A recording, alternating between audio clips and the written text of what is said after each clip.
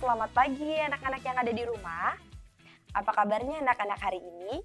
Semoga anak-anak dalam keadaan sehat dan tetap semangat ya. Anak-anak, Ibu harapkan sebelum belajar, anak-anak sudah mempersiapkan diri, mempersiapkan alat tulis dan berdoa sebelum belajar. Nah anak-anak, apakah anak-anak sudah semangat? Sudah siap untuk mengikuti pelajaran? Bagus. Kita kembali mengucapkan salam Tarakanita agar anak-anak kembali bersemangat, lebih semangat lagi untuk mengikuti pembelajaran hari ini. Sama-sama kepalkan tangannya, kita salam Tarakanita. Salam Tarakanita, satu hati, satu semangat, Tarakanita. Yes. Nah anak-anak, Ibu harap anak-anak sudah semangat, anak-anak sudah siap untuk mengikuti pembelajaran hari ini. Kita mulai ya, anak-anak memperhatikan. Anak-anak, hari ini anak-anak kembali akan belajar tematik, yaitu tema yang pertama, pertumbuhan dan perkembangan makhluk hidup. Subtema yang pertama juga, ciri-ciri makhluk hidup dan pembelajaran yang kelima. Nah anak-anak, langsung saja kita akan mulai pembelajaran hari ini, hari Rabu 21 Juli 2021. Nah, kompetensi dasarnya yang akan kita capai yaitu KD 3.1, memahami arti gambar pada lambang negara Garuda Pancasila. Yang kedua KD 4.1, menceritakan arti gambar pada lambang negara Garuda Pancasila. Yang ketiga KD 3.4, mencermati kosakata dalam teks tentang konsep ciri-ciri, kebutuhan makanan dan tempat hidup, pertumbuhan dan perkembangan makhluk hidup yang ada di lingkungan setempat, yang disajikan dalam bentuk lisan, tulis, visual, ataupun eksplorasi lingkungan. Yang keempat, KD 4.1, menyajikan laporan tentang konsep ciri-ciri, kebutuhan makanan dan tempat hidup, pertumbuhan dan perkembangan makhluk hidup yang ada di lingkungan setempat, yang akan disajikan dalam bentuk lisan, tulis, visual, ataupun eksplorasi lingkungan. Yang kelima, menjelaskan sifat-sifat operasi hitung pada bilangan caca. Dan yang terakhir KD 4.1, menyelesaikan masalah yang melibatkan penggunaan sifat-sifat operasi hitung pada bilangan caca. Nah, tujuan pembelajarannya anak-anak yaitu yang pertama, siswa dapat mengidentifikasi ide pokok dari informasi yang disajikan tentang ciri-ciri makhluk hidup dengan tepat. Yang kedua, siswa dapat menuliskan informasi tentang ciri-ciri makhluk hidup dengan tepat. Yang ketiga, siswa dapat menyebutkan arti pentingnya bersyukur kepada Tuhan sebagai salah satu makna dari simbol sila Pancasila yang pertama dengan benar. Yang keempat, siswa dapat menceritakan pengalaman bersyukur kepada Tuhan Yang Maha Esa dengan benar. Yang kelima, siswa dapat menentukan nilai tempat bilangan dengan benar. Dan yang terakhir, yang keenam, siswa dapat mengurutkan sekelompok bilangan yang diberikan dengan benar. Nah, langsung saja kita mulai materi yang pertama. Anak-anak, perhatikan gambar berikut. Nah, gambar yang pertama, Udin dan teman-temannya sedang bermain di pasir atau di tanah. Gambar yang kedua, salah seorang di antara teman-temannya ada yang mengambil makanan sebelum mencuci tangan. Dan yang ketiga, mereka sama-sama makan makanan, yaitu memasukkan makanan ke dalam mulut. Dan yang keempat, nah teman yang tadi yang lupa mencuci tangan, dia sedang terbaring lemah karena sedang sakit. Pertanyaannya, apa yang dilakukan salah satu teman mereka yang sehingga sakit? Nah, apa yang dilakukannya tadi?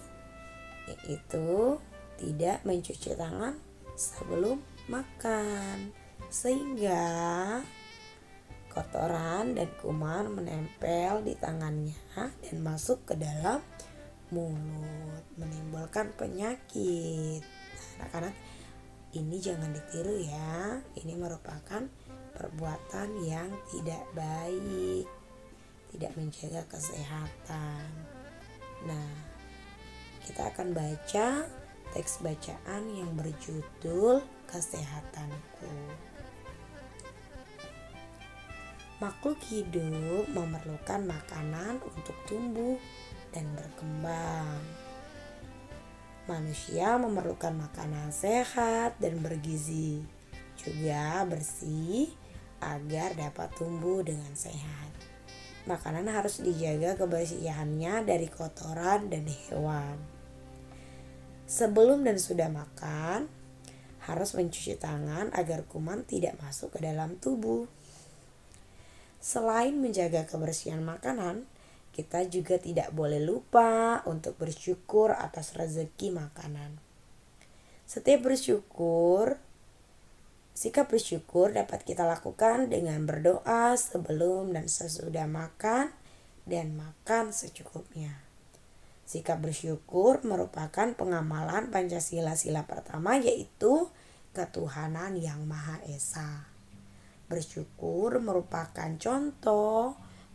cara kita berterima kasih atas pemberian Tuhan. Sudahkah kalian melakukan semuanya itu? Pasti sudah ya. Nah, anak-anak, dari teks bacaan ini kita dapatkan informasi bahwa makhluk hidup itu memerlukan makanan untuk tumbuh dan berkembang. Nah, anak-anak sudah pelajari bahwa tumbuh dan berkembang itu merupakan ciri-ciri makhluk hidup, baik itu hewan, tumbuhan, ataupun manusia. Nah, manusia memerlukan makanan yang sehat dan bergizi dan juga yang bersih agar dapat tumbuh dengan sehat. Nah, makanan itu harus dijaga kebersihannya dari kotoran dan hewan dengan cara mencuci tangan sebelum dan sesudah makan agar kuman tidak masuk ke dalam tubuh. Nah, selain menjaga kebersihan makanan, kita juga tidak boleh lupa untuk bersyukur atas rezeki yang Tuhan berikan, yaitu makanan. Nah, sikap bersyukur ini dapat kita lakukan yaitu dengan cara berdoa sebelum dan sudah makan, dan dengan makan makanan secukupnya, tidak berlebih dan tidak membuang-buang makanan. Nah, sikap bersyukur merupakan pengalaman Pancasila sila yang pertama, yaitu ketuhanan yang Maha Esa. Bersyukur itu merupakan cara kita berterima kasih kepada Tuhan atas pemberian Tuhan. Nah, sekarang kita perhatikan gambar ini. Bersyukur dalam menjaga kesehatan tubuh dapat juga dilakukan dengan berolahraga dan menjaga kebersihan. Nah, jadi berolahraga dan menjaga kebersihan merupakan wujud bersyukur, yaitu mensyukuri kesehatan tubuh kita.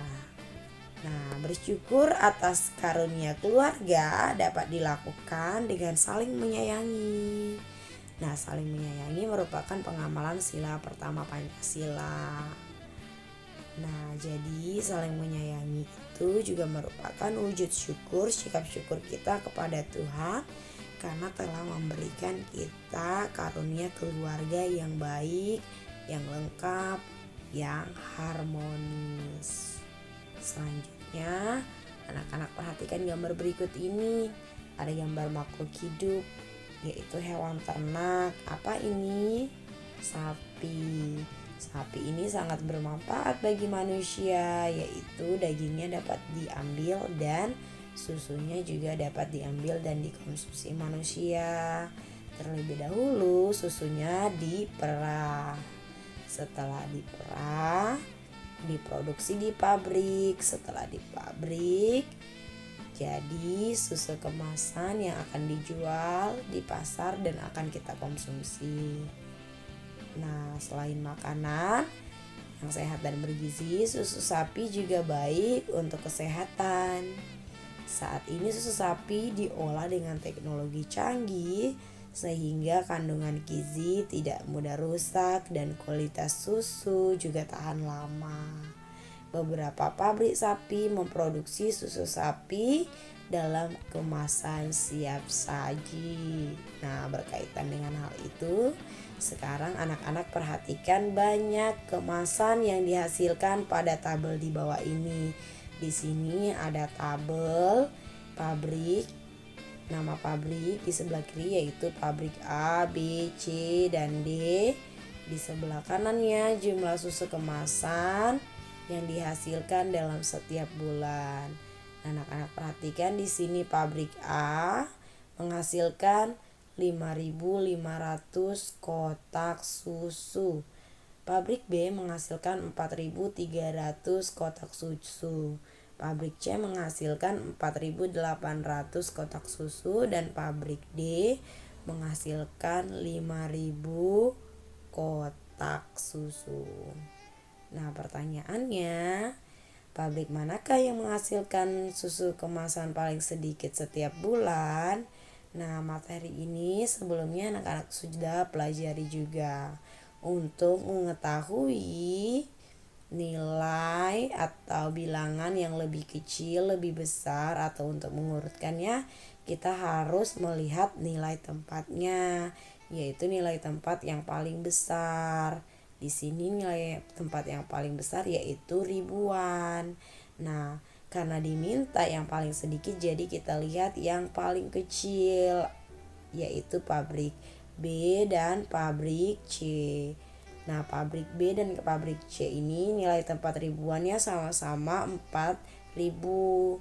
Nah, untuk membedakannya kita lihat nilai ratusannya. Nah, pabrik B nilai ratusannya 300, pabrik C 800. Jadi yang lebih banyak pabrik C. Jadi pabrik yang menghasilkan susu kemasan paling sedikit yaitu pabrik B.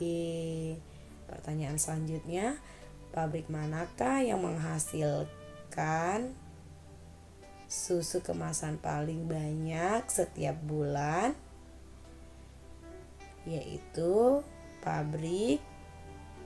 antara pabrik A dan pabrik B ya, yang nilai tempat ribuannya paling besar yaitu 5.000. Pabrik A 5.500, pabrik B 5.000. Jadi pabrik yang paling besar menghasilkan yaitu pabrik A. Nah, anak-anak sampai di sini sudah tahu ya.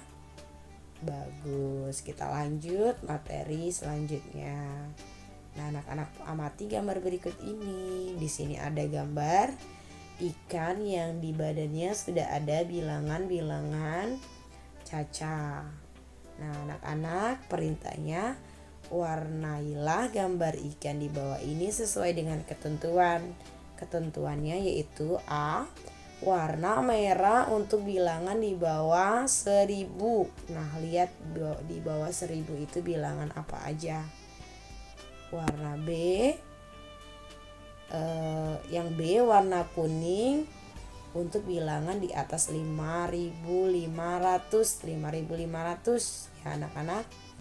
Yang C warna biru untuk bilangan antara 2.000 hingga 5.000. Jadi yang di bawah 1.000 yaitu 500, 600, 700, 800 itu diwarnai dengan warna merah.